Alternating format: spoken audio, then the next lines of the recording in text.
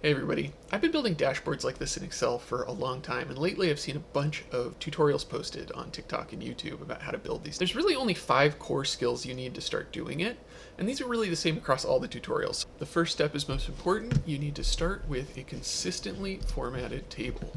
That means you have a series of rows and columns with values that are consistent and a single header, no merged cells, no changing formats, nothing fancy. If you got something that looks like this with multiple headers and merged cells and all of that complexity, it's not going to work for this. If you've ever built a pivot table, you know you have to start with a clean table. The same principle applies here. We're going to be building with pivot tables. The next core skill is going to be adding pivot charts and pivot tables. If you aren't familiar with pivot tables, there are thousands of free tutorials on YouTube. We're going to be using pivot tables. We're also going to be using pivot charts. If you haven't done that, they're under the Insert tab. Pivot chart is one of the options. What pivot charts are going to do is they're going to generate a pivot table, and that pivot table is going to be tied to a visualization. Every single chart in this sample dashboard behind me is a pivot chart. Now, why is this important? Because later, when we filter, we have to have a pivot table as the base to do the kind of filtering that we want to do. The third step here is to start breaking out of the grid layout. The basic idea is this. A lot of people, when they're in Excel, they're stuck in this kind of grid layout, formatting individual cells, adding text into cells. We want to completely break out of that paradigm. What we're going to be doing is we're going to use charts for our visualizations. Those do not actually go in a cell, they float on top. We are also going to put our metrics into a shape. So if you insert a rectangle or a text box in Excel here, you can then go in, click into it, and in the formula bar hit equals and reference a cell. And that's going to pull your value out of the cell and put it into this floating box that we can style and move around more freely. This is the key to having more flexibility in our visual design. Excel is made up of layers. This is such a critically important concept. Every single object is layered one on top of another.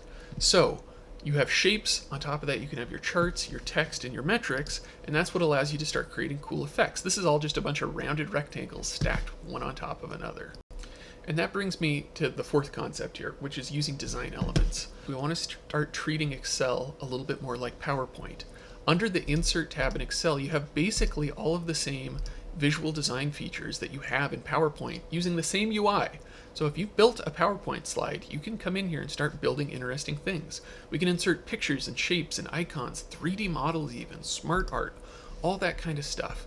And if you just take a little bit of time to do this, create a cool background layout, give your page some structure, it's going to make it look a lot better and make it a lot more engaging to your audience. Last but not least, we want to start using slicers and timelines. Slicers and timelines are what allow us to make this a dynamic dashboard that we can filter. We can drill into different regions or product categories.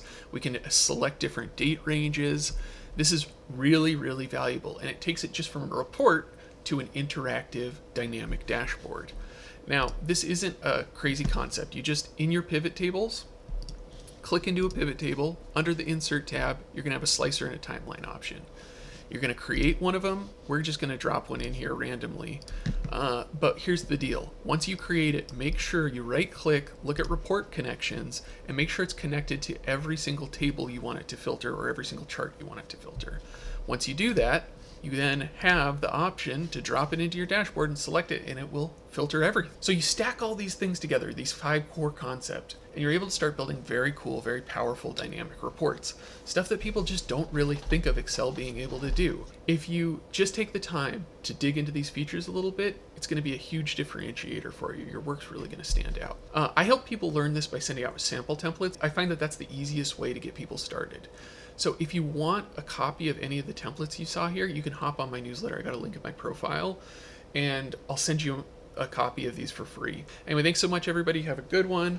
Mo is very, very sleepy today, but he says bye. He's wondering what the heck I'm doing over here. Anyway, have a good one. See you later. Bye-bye.